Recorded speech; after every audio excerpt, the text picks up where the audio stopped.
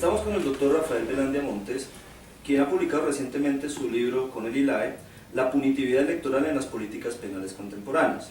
El doctor Rafael Velandia Montes es abogado de la Universidad Externado de Colombia, especialista en ciencias penales y criminológicas, así como de la misma casa, así como doctor en sociología jurídica e instituciones políticas de la Universidad de Zaragoza. Actualmente docente e investigador en Derecho Penal.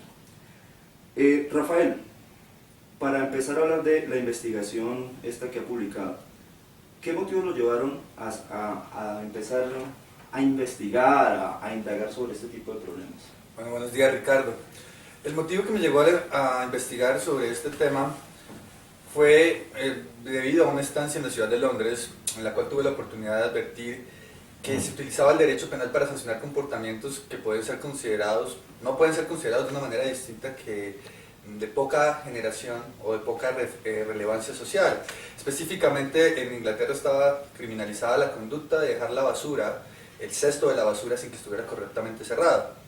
Eso me llevó a preguntarme o a plantearme para qué se estaba utilizando el derecho penal. Es decir, si el derecho penal estaba siendo utilizado de manera excesiva, es decir, violando los principios, específicamente el principio de última ratio del derecho penal. Como consecuencia de eso, empecé a revisar en la situación en diversos países y advertí que había una tendencia a plantear reformas penales para hacer frente a cualquier tipo de conflicto social incluso de naturaleza, e insisto, de poca relevancia, que generan conflictos sociales de poca gravedad. Entonces, digamos, ese fue como el punto de partida para comenzar a indagar sobre este uso que se hacía del derecho penal. Y lo mismo fue, el otro factor fue advertir que muchas de estas reformas venían impulsadas por políticos que las planteaban sin ningún sustento, salvo la afirmación de representar los deseos de la sociedad, del pueblo, de lo que la gente quería. Un poco vinculado con eso, le preguntaría, ¿cuáles son los factores que disparan en nuestra sociedad esa fijación por la criminalización de nuevas conductas y la agravación de castigos de aquellas que ya están, digamos, tipificadas en la ley? Bueno, aquí se mezclan diversos factores. Hay un primer factor que, digamos, sobre el cual no se ha indagado adecuadamente, y es el tema de la fascinación social por el delito. Es decir, desde hace mucho tiempo, incluso desde las épocas en que se escribían los libros sobre criminalidad, es decir, historias sobre criminalidad, digamos, estoy hablando de Inglaterra y las historias de detectives, ¿cierto? Ha habido o ha existido esta fascinación social por el delito. Si usted mira hoy, incluso hoy en día, hay páginas en internet que venden objetos de asesinos seriales y que tienen precios elevados. Entonces hay un factor que la ciudadanía siente una atracción, yo diría, tipo morboso por el delito, no por conocer los detalles oscuros del delincuente, de la forma de comisión de la conducta. Ahora, a este factor se une el hecho de que el derecho penal increíblemente ha adquirido en la sociedad una connotación de que es la primera herramienta y la más eficaz para hacer frente a cualquier tipo de conflicto social. Entonces, bajo esa idea, lo que, digamos, indagaba la investigación que se llevó a cabo es el tema de por qué se utiliza el derecho penal, y es precisamente porque se utiliza para defender intereses particulares, ¿cierto? Basándose precisamente en el hecho de que la sociedad considere que la única herramienta posible de intervención estatal para cualquier conflicto social es el derecho penal. Entonces, bajo esta mezcla de factores comienza que se advierte por parte de algunas personas que pueden utilizar el derecho penal para su beneficio particular, claro, haciendo creer que están representando los intereses de la sociedad, o intereses en la búsqueda de la protección de la sociedad. Y en esa medida las personas consideran o estiman que la única medida es el derecho penal, y precisamente cómo se manifiesta, ¿no? Es decir, mediante la criminalización de nuevas conductas o el aumento de las penas para las conductas que ya están tipificadas como delito, o incluso como medidas como que afectan las garantías de los procesados, ¿no? Disminución de las garantías procesales, disminución de la garantía, por ejemplo, de la presunción de inocencia, el relajamiento del estándar de prueba, es decir, de esa entidad de que debe existir una certeza más allá de toda duda sobre la responsabilidad del procesado, etc. Pero el factor que lleva determinante a esto es el descubrimiento por parte de personas que pueden satisfacer sus intereses particulares mediante la expansión del derecho penal, haciéndole creer a la sociedad que el uso del derecho penal es el único mecanismo para hacer frente a cualquier tipo de conflicto social. ¿Esa satisfacción de intereses personales se refiere usted a intereses de tipo político, o de tipo económico, o de qué tipo? Cuando se comenzó la investigación, la idea partió de del fundamento de que eran los políticos que se estaban utilizando el derecho penal para obtener beneficio electoral, representado como presentándose ante la sociedad como los expertos de qué hacer frente a los diversos conflictos sociales que experimentan las sociedades. Sin embargo, durante el desarrollo de la investigación se pudo advertir que no son los únicos actores sociales que están utilizando el derecho para satisfacer intereses particulares. Entonces, precisamente por eso se pudo establecer que hay personas, es decir, personas individuales, por ejemplo, que han sido víctimas de delitos, o que son familiares o personas cercanas a personas que han sido víctimas de delito, que también están utilizando el derecho penal para satisfacer sus deseos particulares, en caso concreto, venganza, es decir, una forma de venganza que es una forma de venganza curiosa, porque obviamente en virtud del principio o de la prohibición de la aplicación retroactiva de la ley penal, muchas de esas reformas penales no se pueden aplicar a sus victimarios. Sin embargo, se persigue como una especie de sentido de venganza el poder lograr que las conductas de las que ellos fueron víctimas o sus personas cercanas a ellas, las penas se aumenten. Asimismo, también se pudo advertir que existen sectores económicos que utilizan el derecho penal para proteger sus intereses individuales. Específicamente hablo, por ejemplo, de las leyes antipiratería, que están centradas solamente en proteger los intereses de ciertos grupos económicos que se dedican a la actividad del comercio, por ejemplo, de música y de libros. Asimismo, también se descubrió que existen actores sociales representados en servidores públicos que solamente plantean propuestas de las normas penales para demostrar que tienen capacidad de gestión, es decir, demostrar que tienen la competencia para ejercer el cargo, ¿cierto? Es decir, es frecuente que, por ejemplo, autoridades policiales hagan propuestas de aumento de la pena solamente para demostrar que tienen conocimiento sobre los problemas sociales, es decir, sobre lo que está pasando en la sociedad, ¿cierto? Y también como una forma de exoneración de responsabilidad, es decir, se argumenta o se pretexta por parte de ellos que el hecho de que no existan más penas es lo que impide que ellos cumplan su labor.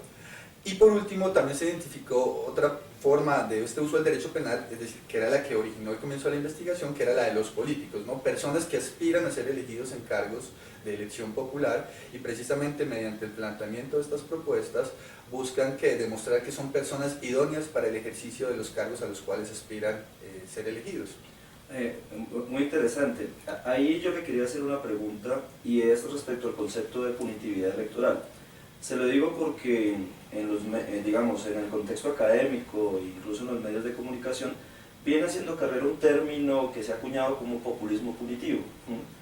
Entonces, cada vez que alguien se refiere a este uso desbordado del derecho penal para obtener funciones simbólicas del derecho, habla del populismo punitivo. ¿Por qué usted llega al concepto de punitividad electoral y se distancia, al parecer, del concepto de populismo punitivo? Sí, claro, cuando comencé a hacer la investigación, ¿no? Comencé a hacer la investigación doctoral, el punto de partida del populismo penal, populismo punitivo.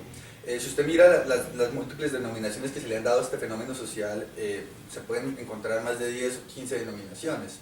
Sin embargo, la que ha cogido, digamos, más relevancia han sido dos, tal vez, populismo punitivo y populismo penal. Lo mismo incluso pasa en la lengua inglesa. Sin embargo, cuando empiezo a llevar a cabo la investigación, obviamente tenía que ocuparme del tema del populismo. ¿Qué era el populismo? Porque obviamente estamos que el sustantivo era populismo y el adjetivo sería penal. En la medida que empiezo a investigar sobre el tema, advierto que con el populismo no existe un concepto, ¿no?, hoy en día que goce de reconocimiento académico en el sentido de decir que existe unanimidad sobre qué se entiende por populismo. Populismo es un concepto vago, vacío, sobre el cual se han tratado de agrupar diversos fenómenos sociales que no tienen nada en común. Menciono un par de ejemplos. Con esos han incluido, por ejemplo, las protestas de los granjeros estadounidenses en el siglo XIX que protestaban, los granjeros del sur de Estados Unidos que protestaban contra lo que ellos creían un gobierno federal que estaba regido por los banqueros del norte. También se ha hablado del populismo para hacerse referencia a movimientos políticos de izquierda, para movimientos políticos de derecha. E incluso una denominación que encontré que me llamó muchísimo la atención es que se habla incluso del populismo de los jurados, haciendo referencia a un movimiento específicamente en la justicia estadounidense, en donde existe este sistema de daños punitivos, en el cual un jurado puede condenar no solamente por los daños realmente ocasionados a otra persona por la conducta de otra, sino que incluso le puede dar como una especie de premio y de castigo para quien ha realizado la conducta, pues una multa que puede ser considerablemente alta, que es lo que ocurrió, por ejemplo, en el caso de las tabacaleras, ¿no? Y se habla incluso del populismo de los jurados, es decir, el populismo es un concepto vago que no dice nada. Entonces, frente a esa idea, frente a ese descubrimiento, la idea es que el populismo no es una noción adecuada para describir el fenómeno social del que se trata. Y es que el fenómeno social del que estamos hablando es de un uso excesivo del derecho penal, ¿cierto? Un exceso en el castigo que se impone por parte del derecho penal. Y esa es la idea de punitividad. La punitividad implica que el exceso en el castigo. Y ese es un elemento central de este fenómeno social, que se busca el exceso, castigar en exceso, más allá de lo que incluso del daño social que ha producido un comportamiento, basándose simplemente en que realmente lo que se trata es de una satisfacción de intereses individuales, aprovechándose de que la gente, por lo que había mencionado previamente, esa fascinación social por el delito y la criminalidad, la gente tiene la idealización, ha idealizado el derecho penal al punto de considerar que es la única herramienta para hacer frente y que va a solucionar cualquier tipo de conflicto social. Y eso ha unido otro fenómeno que es la idealización de la víctima, es decir, se elige a una persona que se vuelve como el estándar o la referencia. Un caso muy reciente en Colombia lo hemos visto con Natalia Ponce y los ataques con sustancias corrosivas. Y también ocurre al mismo tiempo una satanización del victimario, ¿no? Es la persona mala portadora de las peores características o de las peores, la peor naturaleza del ser humano. Entonces, claro, esa nominación de populismo penal o de populismo punitivo tiene el problema de que no se sabe de qué se habla. Y si usted mira en la ciencia política y en el derecho, no va a encontrar una definición de populismo que goce de reconocimiento general por la comunidad científica. Simplemente hay como unos elementos de que se reivindica lo popular, que se acude al pueblo, pero eso no involucra el hecho central de la punitividad, que es el uso del derecho penal en exceso, ¿cierto?, para satisfacer intereses particulares. Entonces, por eso se ha planteado hemos planteado en esta investigación que se debe desechar el uso de la expresión populismo punitivo, populismo penal o punitividad populista, entre otras denominaciones a este fenómeno social, y se propone en su reemplazo el uso de la expresión punitividad, de la denominación punitividad, porque ella describe con precisión de lo que se trata este fenómeno social. ¿Y en qué consiste este fenómeno social? En el uso excesivo del derecho penal, al margen de que se pueda adjetivizar como electoral, que es en el caso cuando son los políticos los que utilizan el derecho penal para satisfacer sus intereses particulares, como también se plantea en la investigación el hecho de que exista la punitividad emocional, que es decir, la que va asociada a cuando se buscan satisfacer intereses de tipo emocional por el hecho de haber sido víctima, o que alguien cercano a uno haya sido víctima de un delito, ¿no? Por darle algún ejemplo de lo que se menciona dentro de la investigación.